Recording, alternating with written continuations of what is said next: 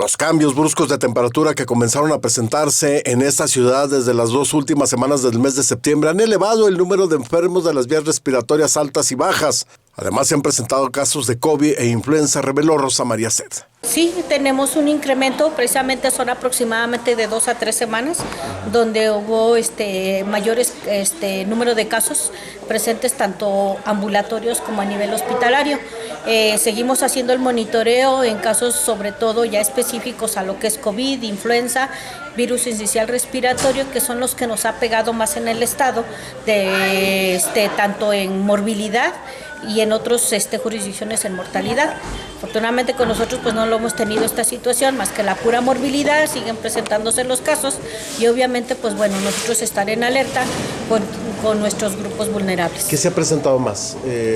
¿Influenza o COVID? O COVID. COVID, hemos tenido mayor número de casos, tenemos un registro aproximado de 800 y fracción de lo que va del año, lo que va del año, y de influenza son menos de 100. Sí. Entonces, pero ha sido vamos, la diferencia. De COVID, por ejemplo, en el último mes que ustedes tuvieron registro, al cierre de septiembre, tan solo en septiembre, ¿cuántos casos registraron? En el último mes hemos tenido, yo creo que aproximadamente unos 19, 20 casos confirmados. Es un subregistro, seamos reales, es un subregistro porque lo hacemos con pacientes que han tenido esa muestra, pero si vemos una realidad donde acuden farmacias similares, particulares y otras instituciones, yo creo que esto se incrementaría. ¿Por qué? Porque a veces lo hacemos únicamente por clínica. Ya para hacer un diagnóstico exacto, pues es a través de una prueba, sobre todo de PCR. Es muy poca la gente que acude para realizarse esa prueba. Invitamos nuevamente a la población, sobre todo ahorita que empieza lo que es la temporada invernal, acudir a las instituciones para poder ofertarles esa prueba. Recordemos que esa prueba nos hace el diagnóstico para COVID, para influenza y para otros virus. Y con eso nosotros podemos saber qué tipo de virus existen, y para la gente que estudia todo este tipo de casos les permite buscar una vacuna. Doctora, los pacientes que han presentado esto, que son más de 18 años o menos de 18 años. El grupo vulnerable en la mayoría de los casos ha sido población económicamente activa. Es la población que sale, la población que trabaja, que es la que más se nos está presentando en número de casos. Obviamente las complicaciones son los grupos extremos. De los municipios, de los 7 que le corresponden a usted, ¿en cuál más se han presentado más casos? Fresnillo es el número 1, pero pues yo creo que es por el número de población, por la población que tenemos nosotros en comparación a los otros municipios. Ahora, contagios paralelos con familiares, amigos de los que han presentado.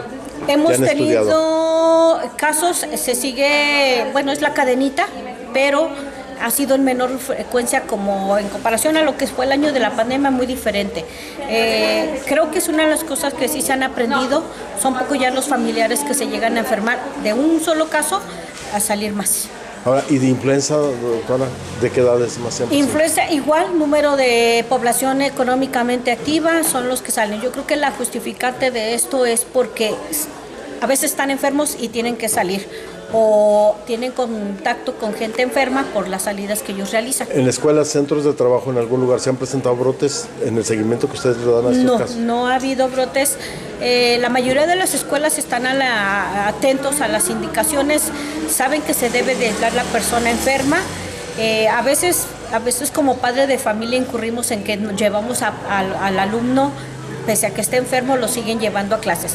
La indicación es aislarse la persona enferma, acudir con su atención médica para que determine qué tipo de proceso respiratorio se está presentando, y de ser necesario el aislarse de 3 a 5 días. Ahora, finalmente, doctora,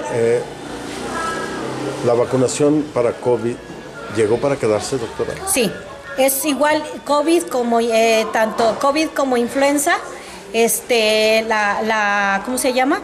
La vacuna va a ser igual año con año. Este año, ¿cómo viene?